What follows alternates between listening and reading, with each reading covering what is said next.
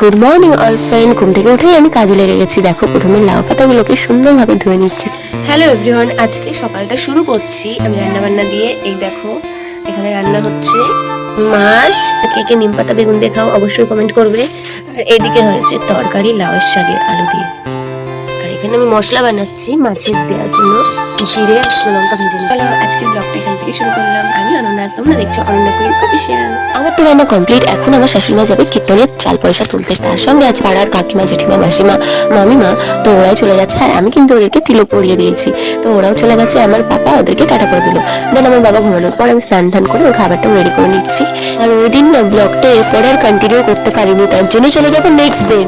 পরের দিন ভিডিওটা আবার সকাল থেকেই শুরু করছি। সকালবেলা তোমরা তো জানো যে আমাদের রান্না দিয়েই শুরু হয় দিন। তো তার আগে তোমাদেরকে দেখিয়ে দিই বাইরের ওয়েদারটা। দেখো মনে হচ্ছে বৃষ্টি হবে হবে, কিন্তু বৃষ্টি হয়নি। বৃষ্টি আসার এই আগের মুহূর্তটাই কিন্তু অনেকটা ভালো লাগে। অনেকেরই পছন্দ হবে, অনেকেরই কিন্তু পছন্দ না। আমার তো বেশ ভালোই লাগে। তারপর এখানে মাই রান্না করেছিল আর আমি দেখতে এসেছি যে কি রান্না হচ্ছে। তো রান্না বান্না এখানে শুরু আর আমি খেয়ে নিচ্ছি এখানে ম্যাগি।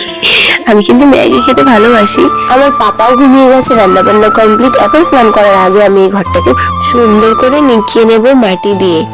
আর দেখো এটা ভালো করে নেকানোর পর কতটাই সুন্দর লাগছে। যে কোনো জিনিস পরিষ্কার করে রাখলে সত্যি সুন্দর লাগে দেখতে। আর এখন যে পরিস্থিতি, আমাদের তো রোজ দিনই আঁকায় রান্না হচ্ছে।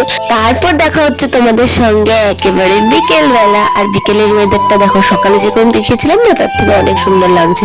আমার এই ওয়েদারটি সত্যি কেন জানি না খুব ভালো লাগে। এখানে শুট করার ছিল আমার কিছু ভিডিও শুট করার পর আমার এত জামা কাপড় হয়ে গেছে, সেগুলোকে সুন্দরভাবে এখন গোছাতে হবে। আমার পাপার ভয়েসটাও কিন্তু তোমরা শুনতে পেলে।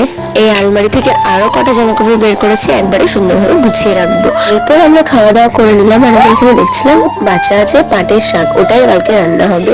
আর মা খাবে রুটি, তার জন্য মা রুটি বানাচ্ছে আর আমি হটপটটা দিয়ে আসলাম মার কাছে। তো আজকের ব্লগটা এই পর্যন্তই। আমার ভিডিও যদি তোমাদের ভালো লাগে লাইক কমেন্ট শেয়ার করো।